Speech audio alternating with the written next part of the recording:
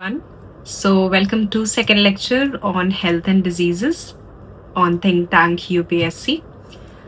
बिना कुछ भी टाइम वेस्ट किए हम सीधे स्टार्ट करेंगे अपना आज का लेक्चर. हमने प्रीवियस लेक्चर में कवर किया था न्यूट्रिशन, जिसमें carbohydrate, protein, fat, lipid, good cholesterol, bad cholesterol, deficiency disorders, food fortification, ये सारी चीजें हमने डिटेल में कवर की थी. ठीक है, आज हम फोकस करेंगे डिजीजेस पे. कॉन्सेप्ट कहीं बहुत ज्यादा नहीं है, हमें बस मेन चीजें, मेन बातें याद रखनी है. ठीक है, तो आज का लेक्चर मोस्टली वही कवर करेगा.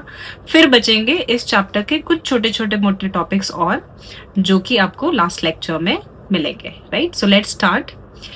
Okay, coming to classification. अगर हम डिजीज के क्लासिफिकेशन की बात करें तो आप देख सकते हैं स्क्रीन पर that I have classified them into three. First is communicable, second is non-communicable, and third is on the basis of spread.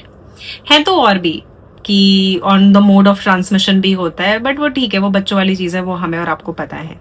Right, communicable diseases में we have category of bacteria, fungi, virus, protozoa, parasite. More or less protozoa, parasite will come under the same thing. Non-communicable में metabolic है और genetic disorders हैं. ठीक, and depending on the spread, epidemic disease है, endemic disease है या pandemic disease है. इन word से हम familiar हैं, हमें बस इन्हें recall करना है, जो हम अभी पढ़ते हुए करते चलेंगे. स्टार्ट करते, we will start with bacterial diseases. पहले कुछ बेसिक्स की बात कर लेते हैं कि बैक्टीरिया है क्या.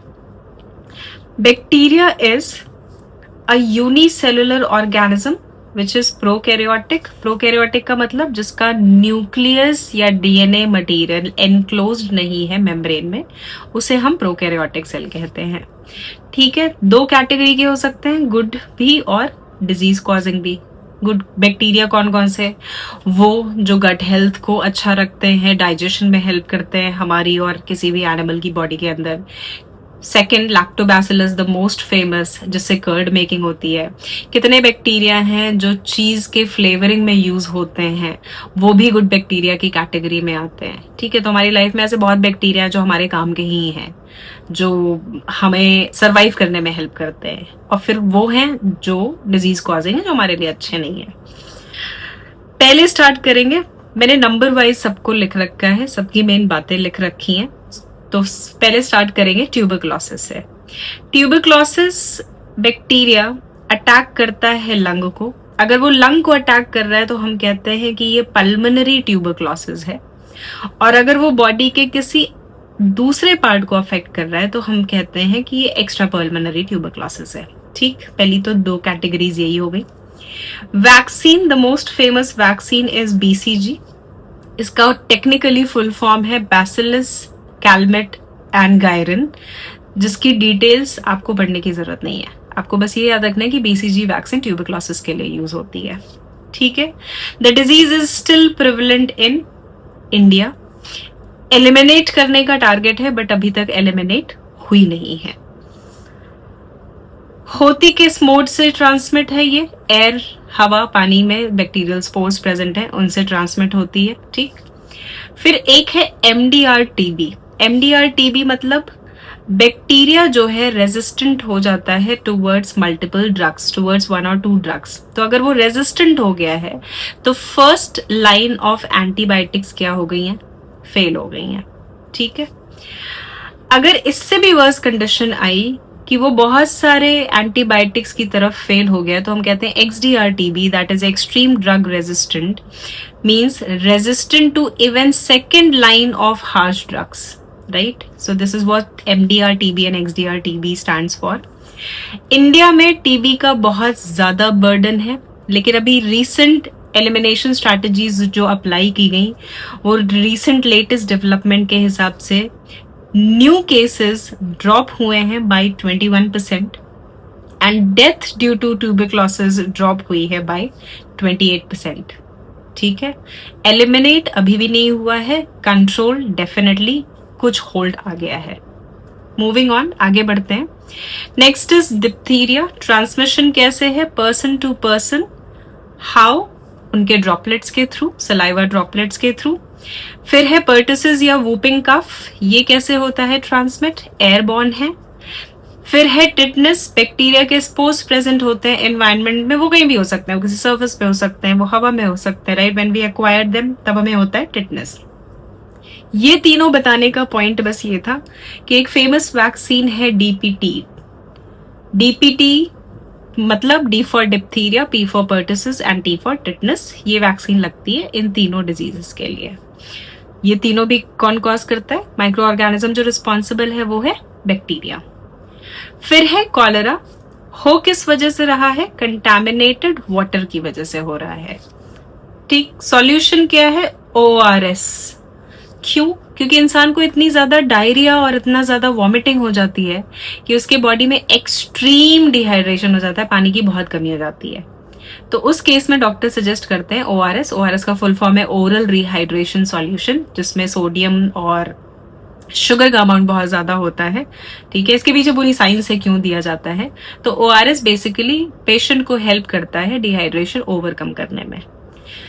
और डायरिया और वॉमिटिंग की वजह से क्या होता है कि बॉडी में यूरिया का अमाउंट, ब्लड में यूरिया का अमाउंट बहुत ज्यादा हो जाता है।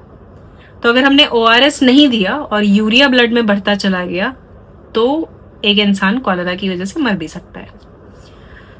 Next, typhoid. टाइफॉइड किसकी वजह से हो रही है, due to contaminated water and food.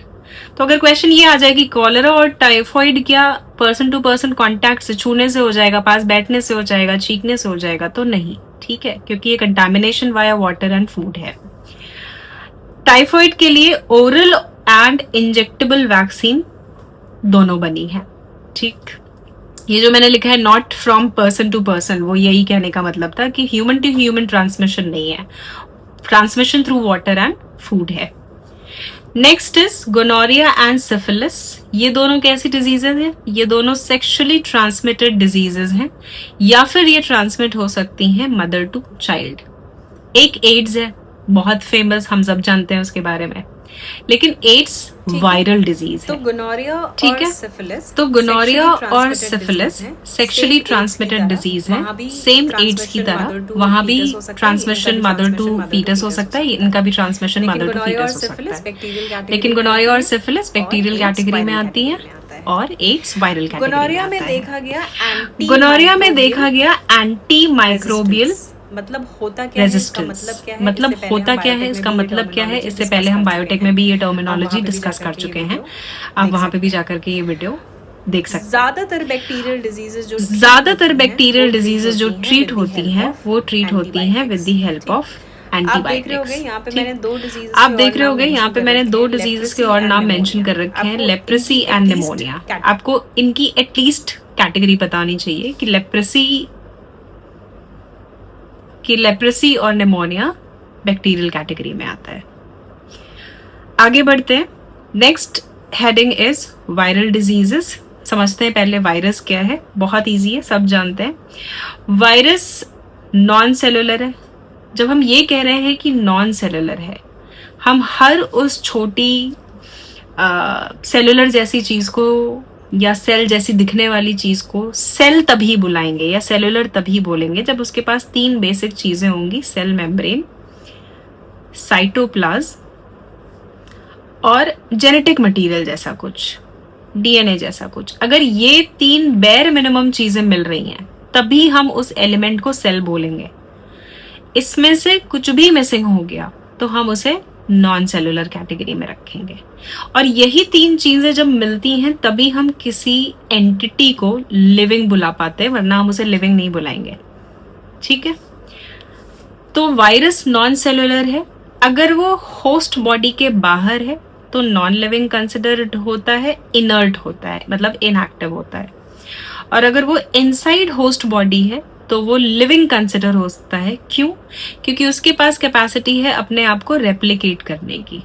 Respiration नहीं करेगा, डाइजेशन नहीं करेगा, खाना नहीं खाएगा, ब्रीदिंग नहीं करेगा, उसको इन सब से कोई मतलब नहीं है। उसको बस अपनी मिलियन ऑफ कॉपी बनाने से मतलब है, जो वो सेल के अंदर घुस के उनकी रेप्लिकेटिंग मशीनरी की हेल्प से बना पाता है। तो क्योंकि वो रेप्लिकेट कर पाता है अंदर जाकर के, इसलिए हम उसे अंदर जाने पर क्या बोलते हैं कि वो लिविंग है। जेनेटिक मटेरियल उसका या तो डीएनए हो सकता है या फिर आरएनए हो सकता है। बहुत सारे वायरसेस ऐसे हैं जिनका जेनेटिक मटेरियल डीएनए है, हम उन्हें अडीनो वायरस की कैटेगरी में रखते हैं, और जो वायरसेस का जेनेटिक मटेरियल आरएनए है हम उन्हें रेट्रो वायरस की कैटेगरी में रखते हैं। ठीक है, आगे हम पढ़ेंगे अभी। Virus can not be cultured in lab. हम बैक्टीरिया को कल्चर कर सकते हैं, हम फंगस को कल्चर कर सकते हैं, लेकिन हम वायरस को लैब में कल्चर नहीं कर सकते।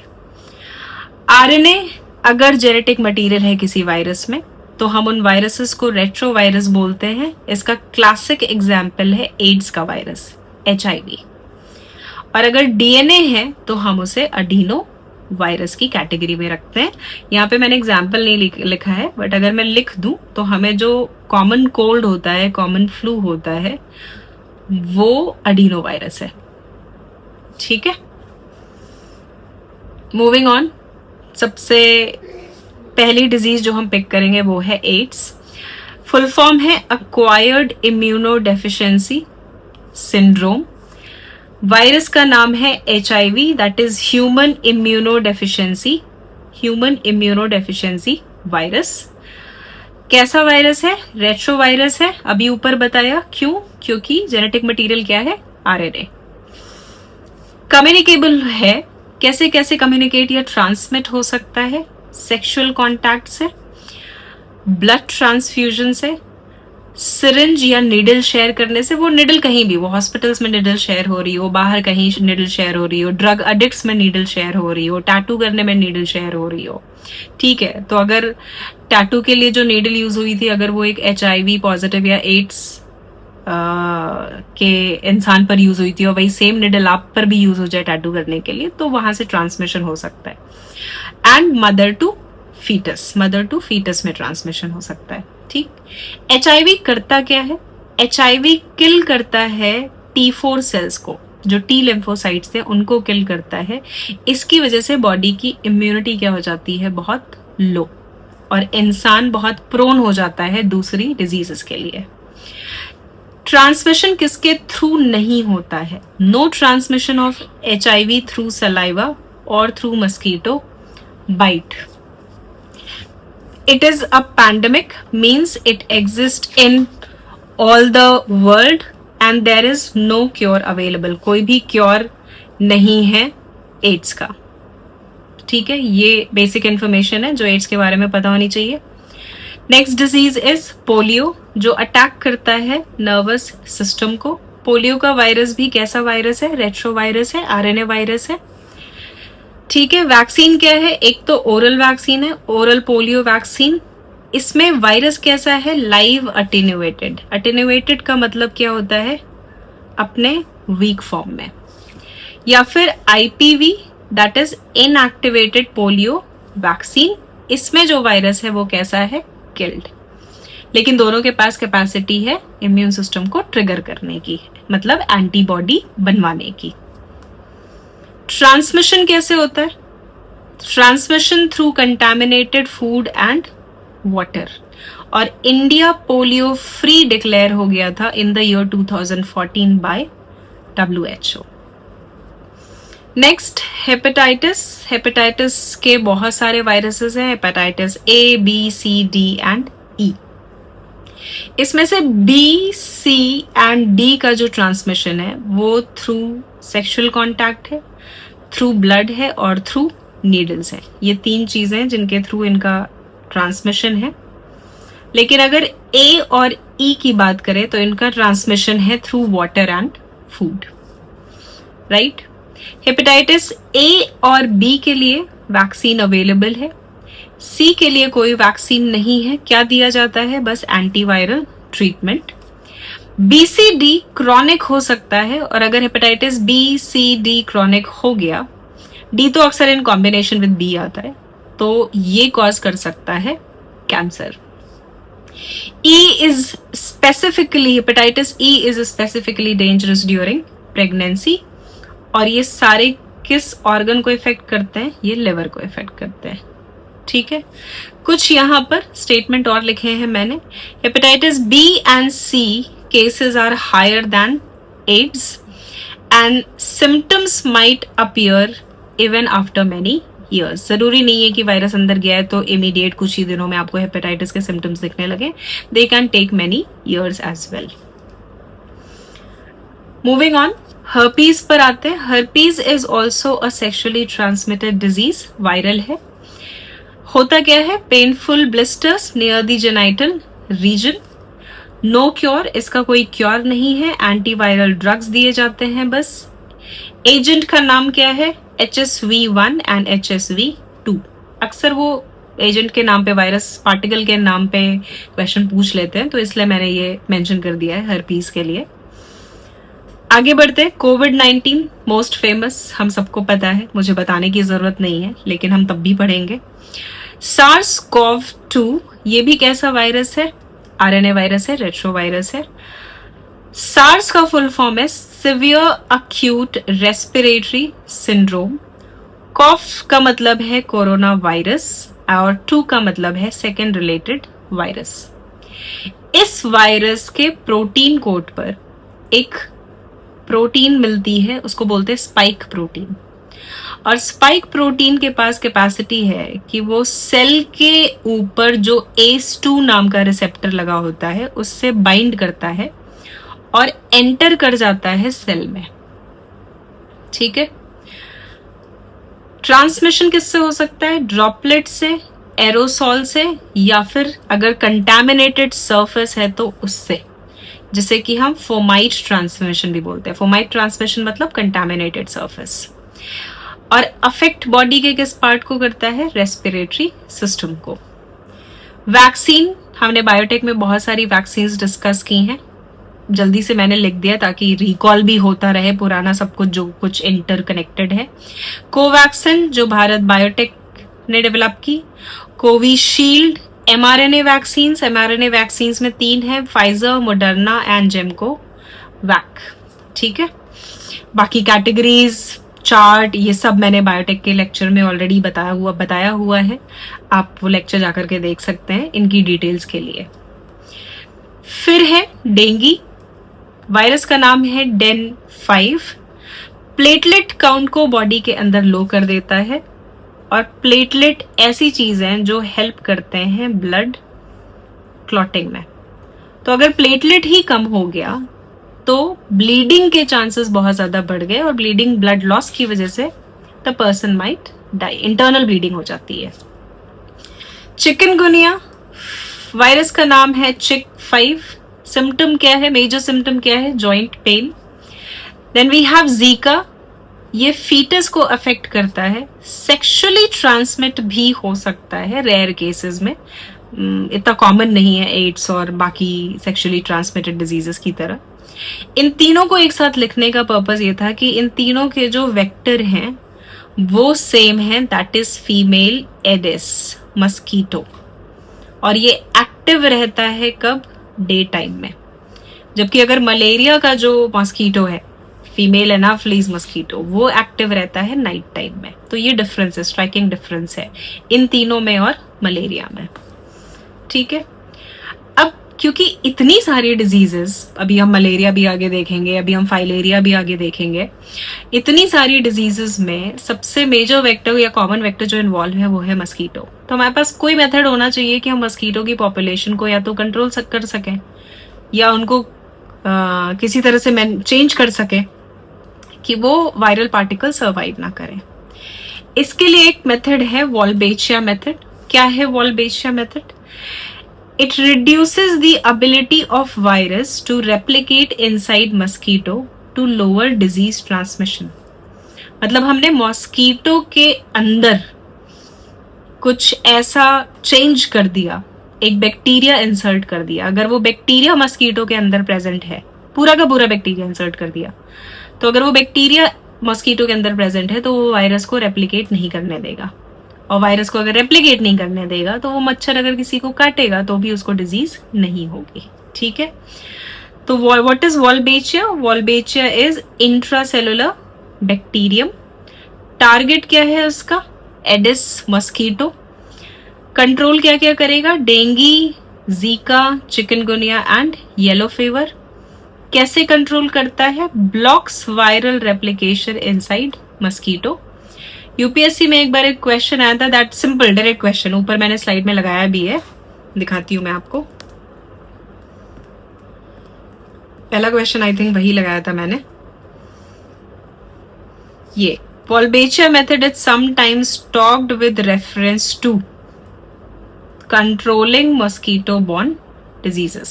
आपको आंसर मिल गया पढ़ते पढ़ते, ठीक है।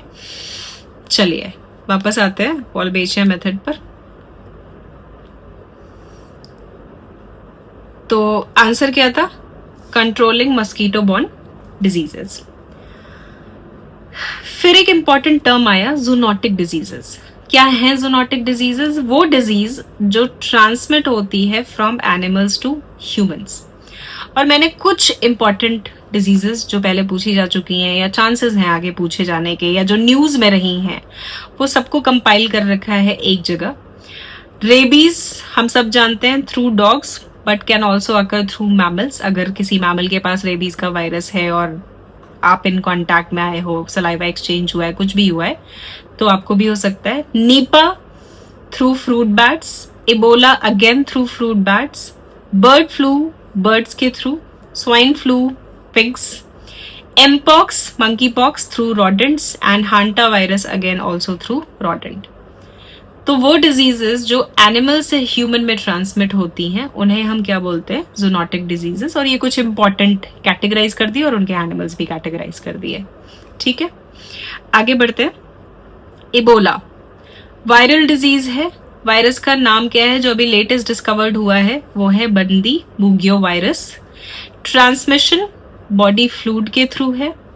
वैक्सीन अवेलेबल है अरवीबो नाम की।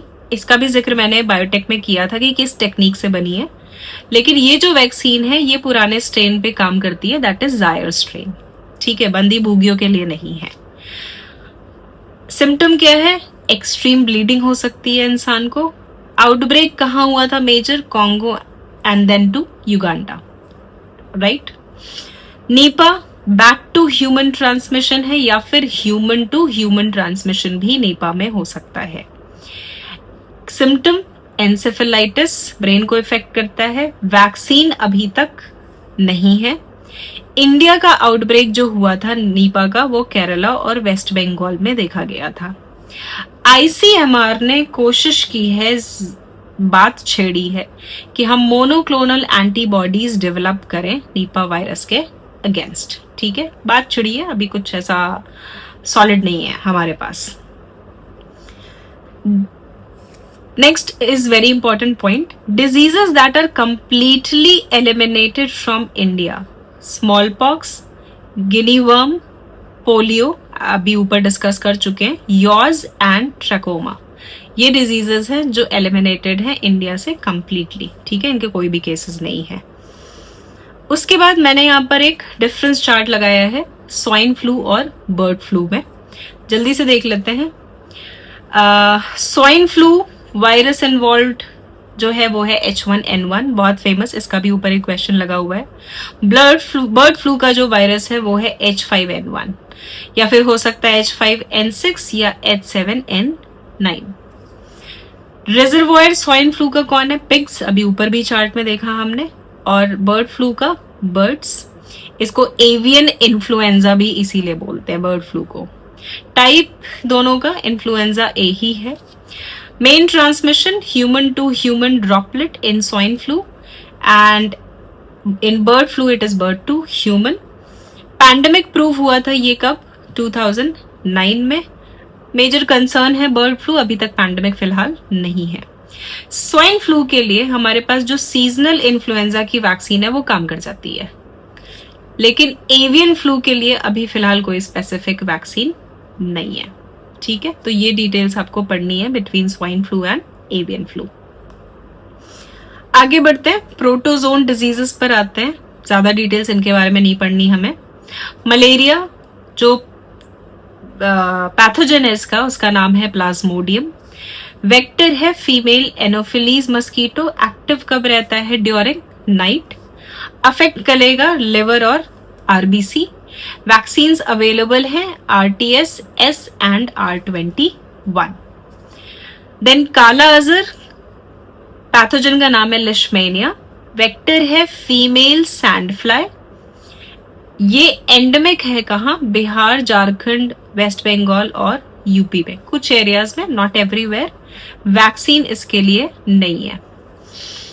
फिर है फाइलेरियासिस, पैथोजन का नाम है वुचरेरिया। ये एक वर्म है, ठीक है, ये एक वर्म है। वेक्टर कौन है? Culex mosquito. वेक्टर है क्यूलेक्स मस्कीटो। करता क्या है? ये लिम्फ नोड को ब्लॉक कर देता है, जिसकी वजह से लिम्फ नोड एनलार्ज हो जाती है और उसमें लिम्फ का बहाव रुक जाता है, जिसकी वजह से स्वेलिंग देखने को मिलती है। और प्राइमरली ये अफेक्ट करता है किस पार्ट को? लेग्स को। लेग्स, ग्रोइन, बहुत सारे एरियाज को अफेक्ट कर सकता है। प्राइमरली अफेक्ट करता है लेग को, तो लेग स्वेल कर जाता है एलिफेंट के साइज का, इसलिए एलिफेंटियासिस भी बोलते हैं इसे। It is a neglected tropical disease और ये ठीक किससे किया जाता है? Using triple drug therapy. Drugs ऐसा याद करने की स्पेसिफिकली बहुत जरूरत नहीं थी, बट थेरेपी क्योंकि इंपॉर्टेंट लगी तो मैंने यहाँ पर लिख दिया है। अब इनके अलावा अभी कुछ छोटी छोटी डिजीजेस और बाकी हैं। हम अभी मेटाबॉलिक डिजीजेस कवर करेंगे, जिसमें हम टाइप ऑफ डायबिटीज की बात करेंगे, हम थोड़ी बहुत कैंसर की बात करेंगे, ठीक है। कुछ छोटे छोटे टॉपिक्स और रह गए हैं, फिर हेल्थ प्रोग्राम्स रह गए हैं जिनको डिस्कस करना है अभी इस चैप्टर में। तो ये सारे जो छोटे छोटे टॉपिक्स रह गए हैं ये मैं आपके लिए लाऊंगी हेल्थ एंड डिजीजेस के लास्ट वीडियो में, which is in the third video, right. जल्दी से एक बार ये वीडियो वाइंड अप करने से पहले क्वेश्चंस देख लेते हैं। पहला क्वेश्चन हम सॉल्व कर चुके हैं। दूसरा क्वेश्चन है the term ACE2 is talked about in the context of, अभी जस्ट पढ़ा हमने, और इसका आंसर क्या है? COVID-19। अभी पढ़ा हमने कि उस पे स्पाइक प्रोटीन होती है जो बाइंड करती है सेल पे ACE2 रिसेप्टर के नाम से, और ये एंटर कर जाती है किसमें? सेल में। दूसरा क्वेश्चन है which of the following are reasons for multi drug resistance in microbial pathogen. क्यों एक पैथोजन ड्रग से रेजिस्टेंस गेन कर लेता है? या तो आप जब भी बीमार पड़ते हैं आप अपने मन से कोई भी एंटीबायोटिक उठा के खा लेते हैं, तो बैक्टीरिया क्या करता है? बैक्टीरिया उसको पहचान लेता है, वो उसके अगेंस्ट रेजिस्टेंस कुछ ना कुछ टेक्निक बढ़ा लेता है कि ये तो मेरे ड्रग कुछ नहीं बिगाड़ पाएगा, तो आप रेजिस्टेंट हो गए। अब आप कितना भी खाएंगे उस एंटीबायोटिक को, वो उस बैक्टीरिया पे असर नहीं करेगा। दूसरा है use of antibiotics in livestock farming. हम कितने प्रोडक्ट्स ऐसे कंज्यूम करते हैं लाइवस्टॉक फार्मिंग में जो रिच है इन एंटीबायोटिक, हम अननेसेसरली उसको कंज्यूम कर रहे हैं, तो उनके अगेंस्ट भी माइक्रोब्स क्या हो जाते हैं? रेजिस्टेंट हो जाते हैं। So both 1 and 2 are correct. Next, viruses can infect. Virus of course plant भी इन्फेक्ट कर सकता है, फंगाई भी इन्फेक्ट कर सकता है, और बैक्टीरिया भी इन्फेक्ट कर सकता है। So all 3 are correct. H1N1 is associated with, अभी पढ़ा हमने नीचे, it is associated with swine flu. Common cold is sometimes caused by adenovirus, whereas AIDS is caused by a retrovirus. ये भी अभी जस्ट हम पढ़ के आ रहे हैं और दोनों सही हैं, both the statements are correct. इसके अलावा कुछ और क्वेश्चंस हैं डिजीजेस के, वो मैं लास्ट लेक्चर में लेकर के आऊंगी आपके लिए, ताकि आपको पढ़ के समझ में आ जाए कि हाँ चीजें क्लियर हो रही हैं। So thank you so much, that is all for today's class.